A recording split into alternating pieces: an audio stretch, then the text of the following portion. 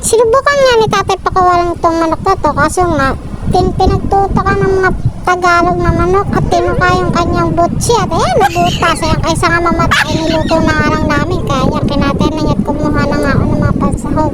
Dito nga saan mamimitas ka nga lang ng mga pansahog at ayan na nga, kumuha na nga dyan ng dahon ng malunggay at dahon ng singapin. Bumalik pa nga ako. Gagawin nga namin itong tinola, kaya kumuha na ako ng mga pangsahog. Kinatay-katay na nga ni tatay yung manok, kaya nga tinanda ko na nga itong isasahog ko at kaktay-katayin ko na nga rin ito. Tinanda ko na nga yung papaya, malunggay at dahon ng sili. At ayan na, sinimulan ko na nga yung paggagayat dyan para maumpisa na nga natin ang ating pagluluto. Ayan guys, dito sa ating lugar ay pipitas na nga lang natin yung mga pansahog natin dahil marami nga tayong tanim dito mga gulay at mga halaman. At ayan,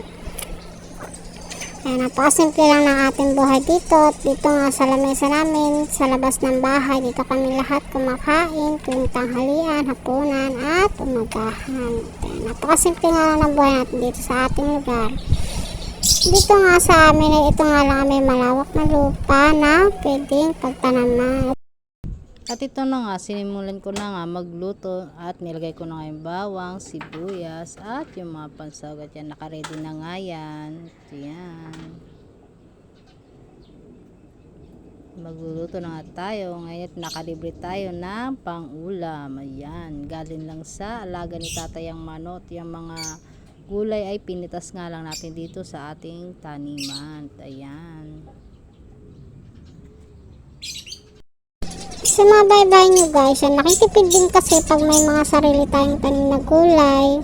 Sa mahal kasi ng bilihin ngayon, kailangan natin mag-isip na pwede tayong makapagtipid. Yan, sa mga paso pwede naman kayo dyan magtanim ng mga gulay para kahit pa paano makabawas sa ating mga bilihin.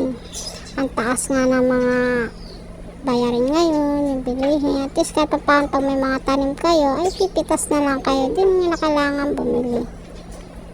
Ayan. Ito na nga, natapos na maluto. Tara, kain na tayo.